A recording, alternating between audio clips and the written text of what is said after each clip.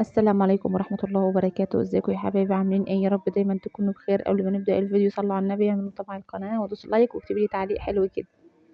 النهارده الجمعة يا جماعة، جمعة مباركة عليكم. هنتغدى ايه بقى؟ نتغدى ايه؟ كله عايز ملوخية. قلنا بقى نعمل شوية رز بشعرية كده، وهتشوفي احلى طشة ملوخية دلوقتي. ومعاهم فرخة حلوة كده، مش كبيرة قوي يعني، صغنططة شوية، مشوية في الفرن. طشة الملوخية بقى كانت جايبة اخر الشارع عندنا. تعالي بقى شوفي حلاوة الرز ابو شعرية وجماله. غدا معمول بمزاج. على ما يجوا من الصلاة كده يكون الأكل خلص. شوفوا الرز مفلفل وعامل ازاي، بيلمع وجميل ازاي. مش انت بتعملي رز معج؟ ما بعملش رز معج، رز جميل اهو.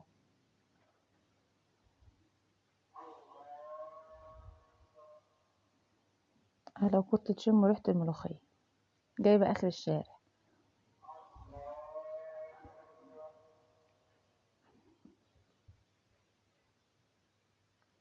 على فكرة الملوخية اللي أنا عاملاها ديت مش ملوخية خضرا، دي ناشفة. لأن أنا في آخر الموسم بتاع الملوخية بجيب ملوخية وبنشفها وبعينها عندي. فهم طلبوا الملوخية فجأة، وما كانش في سوق بره أو كان في ملوخية بره. فأنا كان عندي الناشفة أصلا إن أنا عينها عندي في التلاجة مخزناها. بطلع منها أعمل في أي وقت بقى. حلوة جدا على فكرة وبتنفعني، وهبقى أعملها قدامكم قبل كده. حطيت معلقة كزبرة محترمة كده ناشفة. أهم حاجة الكزبرة في الملوخية. وراس توم كاملة، متبخليش فيها في التوم.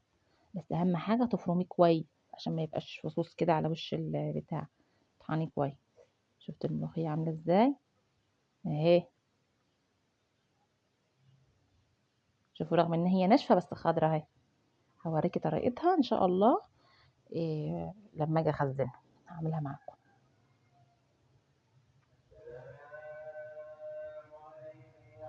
وعلى فكرة مخيطة، يعني مش ساقطة كده، لا، دي مخيطة كمان. هوريكي برضو تعمليها مخيطة كده ازاي. هنا كنا غرفنا الاكل بقى وخلصنا. تعالوا يلا اتغدوا معانا. يلا بالهنا والشفا على قلب اللي كان. لو حد قريب مني والله هبعت له شوية.